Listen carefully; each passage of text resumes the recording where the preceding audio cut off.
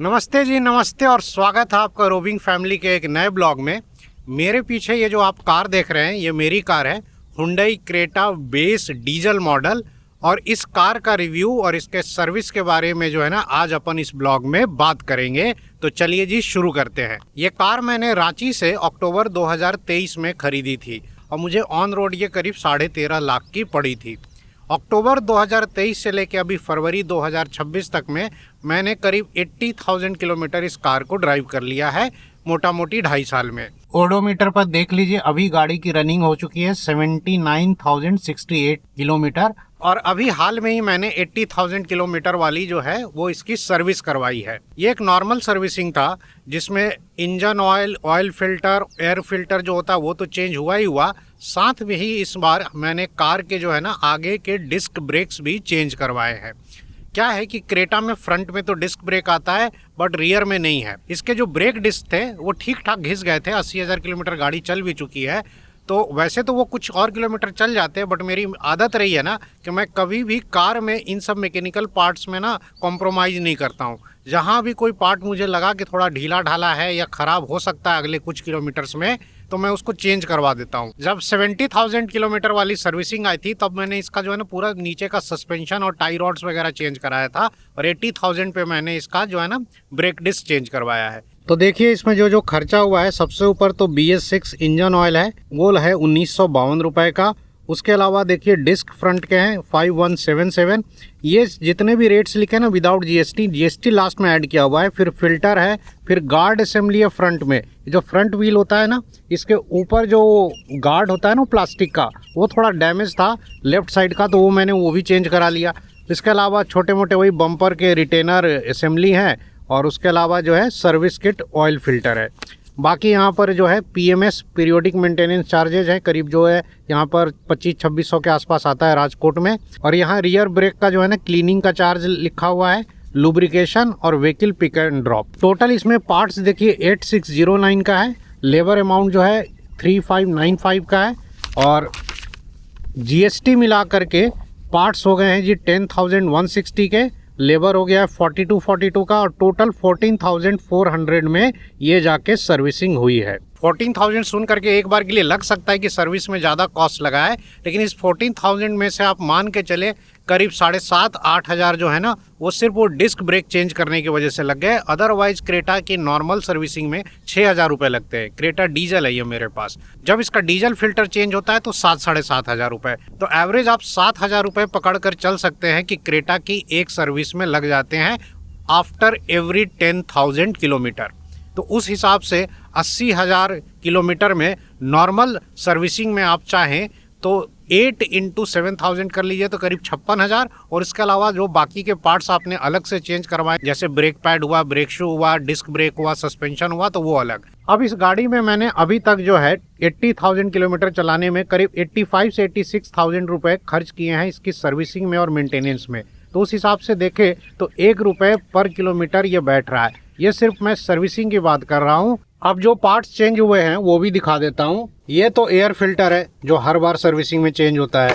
Main है जी ये disc brake, ये काफ़ी हैवी होता है, ये करीब 3-4 किलो का होगा, और ये पूरा जो है ना अच्छा खासा घिस गया था। अभी तक 2-3 बार लेथ पर इसकी घिसाई हो चुकी थी।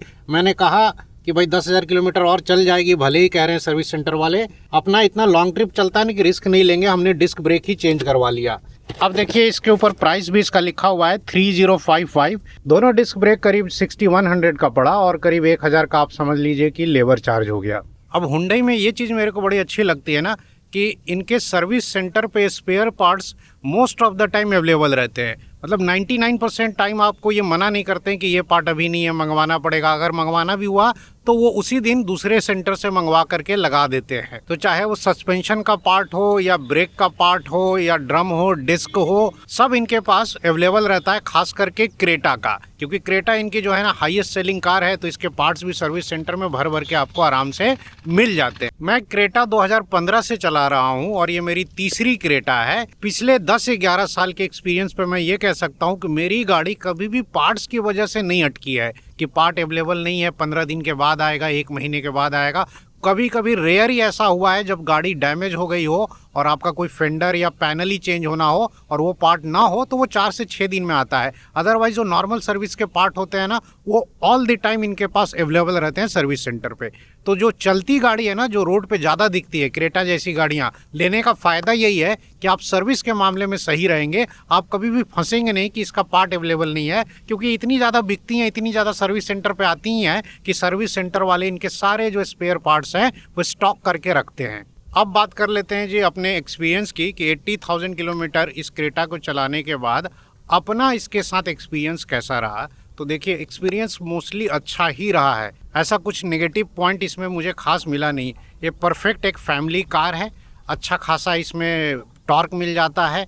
डीजल इंजन है तो माइलेज भी हाईवे पे बढ़िया आता है। कंफर्टेबल सीट्स भी हैं, विड्थ भी ठीक ठाक है गाड़ी की। और सबसे प्लस पॉइंट क्या है ना कि इसमें जब रियर सीट आप फोल्ड करते हैं तो फ्लैट बेड बन जाता है और उसमें जो है ना अपन जो है बेड लगा करके लंबी लंबी नाइट ड्राइव्स करते रहे हैं। बाकी इस गाड़ी या इससे पहले वाली भी जो क्रेटा मैंने रखी थी, आज तक मुझे हाईवे पर इन्होंने कभी भी धोखा नहीं दिया है। ऐसा कभी नहीं हुआ है कि गाड़ी चलते चलते बंद हो गई हो या कोई पार्ट ख़राब हो गया हो। और सर्विस के बारे में मैंने बता ही दिया कि सर्विस जो है हुंडई की जो है मुझे तो बहुत अच्छी लगती है। पार्ट्स वगैरह हमेशा अवेलेबल रहते हैं, टाइम पे सर्विसिंग हो भी जाती है। और हुंडई के जो सर्विस के रेट्स हैं, स्पेयर पार्ट्स के रेट्स हैं ना, वो भी जेन्युइन है, वो भी बहुत ज़्यादा नहीं है। इसके अलावा अगर आपको सर्विस सेंटर से दिक्कत है तो हुंडई के पार्ट्स ईजिली मार्केट में अवेलेबल हैं और ओरिजिनल वाले हुंडई जो है ना वो मना नहीं करती है। अब चूंकि ये क्रेटा का बेस मॉडल है तो इसमें देखिए आपके टायर्स जो हैं वो 16 इंची वाले नॉर्मल स्टील व्हील मिल जाते हैं। इसमें जो इंडिकेटर है वो भी फेंडर पर आपको मिलेगा, लेकिन इसमें मैंने ना थोड़ा बहुत जो है ना एसेसरीज लगवाए थे, थोड़ा बहुत मॉडिफिकेशन कराया था, वो मैं बता देता हूँ। सबसे पहले तो मैंने इसमें ये सीट कवर लगाया था करीब 10-12 हज़ार रुपए का। उसके अलावा स्पीकर और ये एंड्रॉयड सिस्टम मैंने लगवाया था जो करीब मुझे 25,000 का पड़ा था पूरा। इसके अलावा मैंने ये सन ग्लास होल्डर लगवाया था। उसके अलावा मैंने ये ऑटो फोल्डिंग मिरर जो है ना वो जाके लगवाया था दिल्ली से। इसके अलावा मैंने स्टीयरिंग माउंटेड जो है ना म्यूजिक कंट्रोल्स और साथ में देखिए इधर क्रूज कंट्रोल भी मार्केट से लगवाया था। हुंडई कार्स के साथ यही सब अच्छा है ना कि मार्केट में इनके एसेसरीज वगैरह बड़े आराम से मिल जाते हैं। अब क्रूज कंट्रोल को लेकर के बहुत लोग पूछते हैं कि हमारी कार में लग जाएगा कि नहीं लग जाएगा। तो ऐसा है भाई कि क्रेटा में इसलिए क्रूज कंट्रोल एक्टिव हो जाता है क्योंकि इसमें पहले से रहता है बेस मॉडल से लेकर टॉप मॉडल तक। बस बेस मॉडल में ना क्रूज कंट्रोल एक्टिवेट करके उसका स्विच नहीं दिया जाता है, तो मार्केट वाले बस 3,000 रुपए में ये स्विच लगा देते हैं। क्रूज कंट्रोल इंजन के साथ लिंक्ड होता है और वो पहले से आपकी कार में होना चाहिए सिस्टम। तो ये हुंडई की कार्स में हो जाता है, किया की कार्स में हो जाता है, जितना मुझे पता है। बाकी हर कार में होगा कि नहीं ये आपको मार्केट में जाके एसेसरीज वाले से ही पूछना पड़ेगा। इसके अलावा मैंने इसका हेडलाइट भी अपग्रेड किया था। हेडलाइट में इसमें ना अजूम की लाइट लगी हुई है 150 वाट LED वाइट, और फॉग लैंप जो है ना इंस्टॉल होके नहीं आता है तो नया फॉग लैंप लगवाया था और इसमें भी LED बल्ब लगा हुआ है करीब 200 वाट का। तो ये जो लाइटनिंग का सेटअप है ना, इससे मैं हाईवे पर बड़े आराम से रात में चल लेता हूँ। पिछले 2.5 साल से इसी लाइटिंग सेटअप के साथ चल रहा हूँ। लाइटिंग के ऊपर मैंने एक अलग से वीडियो बना रखी है, उसका लिंक मैं यहाँ ऊपर में दे दूंगा, वो आप देख सकते हो। अगर आप हमारा चैनल कुछ दिनों से देख रहे हैं तो आपको ऑलरेडी आइडिया होगा कि इस कार में हम लोग कितनी सारी रोड ट्रिप्स करते हैं विदाउट एनी प्रॉब्लम। ओवरऑल इस कार के साथ मेरा एक्सपीरियंस जो है ना 90% पॉजिटिव ही रहा है। 1-2 नेगेटिव चीज़ें अगर मैं कह सकता हूँ तो वो यही है कि इस कार में जो है ना थोड़ा बहुत रैटलिंग का नॉइज़ कभी कभी आ जाता है, लेकिन वो भी जब सर्विस सेंटर पे जाके बताता हूँ तो वो लोग कुछ डैम्पिंग वगैरह करते हैं तो वो फिर चला भी जाता है। तो ऐसा कुछ है नहीं। बाकी रैटलिंग जो है वो सन ग्लास होल्डर से थोड़ा बहुत होता है, लेकिन वो मैंने मार्केट से लगाया था तो उसके लिए हुंडई को आप दोष नहीं दे सकते हैं। तो ये कार हाईवे पर जो है ना डीजल इंजन है तो मस्त भागती भी है। 100 की स्पीड पे क्रूज करो तो 20 से 21 kmpl का एवरेज निकालती है, और कहीं आपने 80 या उससे स्लो स्पीड पे चलाई तो 24 kmpl तक का भी एवरेज हाईवे पर दे देती है। तो हाईवे रन्स के लिए ना डीजल कार्स आज भी बेस्ट हैं। आइए अब बात कर लेते हैं DPF इशू की। तो चूंकि ये क्रेटा डीजल है, BS6 है, तो इसमें भी वो DPF वाला इशू तो है ही, लेकिन अभी तक जो फोर्स्ड रीजनरेशन की अगर बात की जाए ना तो वो मुझे एक ही बार करना पड़ा है, वो भी 40,000 किलोमीटर पे। मेरी कार जो ना हाईवे पर इतनी ज़्यादा चलती है, हर महीने 1-2 ट्रिप हो जाती हैं कि मेरे कार में पासिव जो DPF का रीजनरेशन है वो चलता रहता है। मेरा DPF फिल्टर कभी भी आज तक ऐसे चोक नहीं हुआ है। 40,000 किलोमीटर पर एक बार मैंने बस जो है ना रीजनरेशन किया था, खुद से किया था, क्योंकि गाड़ी में जो है ना वो सिग्नल आने लगता है कि DPF रीजनरेशन इज़ रिक्वायर्ड। तो मैंने वो हाईवे पर एक बार कर लिया था। इसके अलावा मुझे इस गाड़ी में DPF और DEF को लेकर कोई इशू नहीं आया। एक बार आप इसका जो DEF फिल करा लेते हैं, मैं सर्विस सेंटर पे ही फिल कराता हूँ, करीब 6 से 7 लीटर, तो आराम से वो 20-25 हज़ार किलोमीटर चल जाता है। DEF का कॉस्ट जो है ना, मार्केट में 50 से 60 रुपये लीटर है, बट सर्विस सेंटर में 80-90 रुपये पड़ता है। मैं जनरली सर्विस सेंटर पे ही फिलअप करा लेता हूँ जब भी सर्विस करवाता हूँ। अब तो क्या है कि डीजल गाड़ी उसी को लेना चाहिए ना जिसकी हाईवे पर रनिंग अच्छी खासी हो। ये सोच करके आप डीजल ले लेंगे कि कभी कभी हाईवे पे चले जाएंगे तो फिर आप बहुत बुरा फंसने वाले हैं। अगर आपकी ईयरली रनिंग जो है ना 25,000 से 30,000 किलोमीटर हो और आप ओकेजनली हाईवे पे ट्रिप्स करते रहे हो, इसका मतलब गाड़ी जो है ना हमेशा 80 से 100 की स्पीड पर हाई RPM पे चलेगी, तो पासिव रीजनरेशन होता रहेगा। अगर आप सिटी में ही 40-50 किलोमीटर डेली चलाएंगे ना, तो इंजन जो है ना वो रीजनरेशन नहीं कर पाएगा। इंजन को एक पर्टिकुलर सिचुएशन चाहिए होता है रीजनरेशन करने के लिए कि हाईवे पर कम से कम 10-15 मिनट तक गाड़ी जो है ना 90-100 की स्पीड पे भागे और RPM आपका 2000 के ऊपर हो। तो उसको इंश्योर करने के लिए बेटर होता है कि आप डीजल कार तभी ले जब आपको हर महीने हाईवे पे ट्रिप करना है या आपकी रनिंग इतनी ज्यादा है।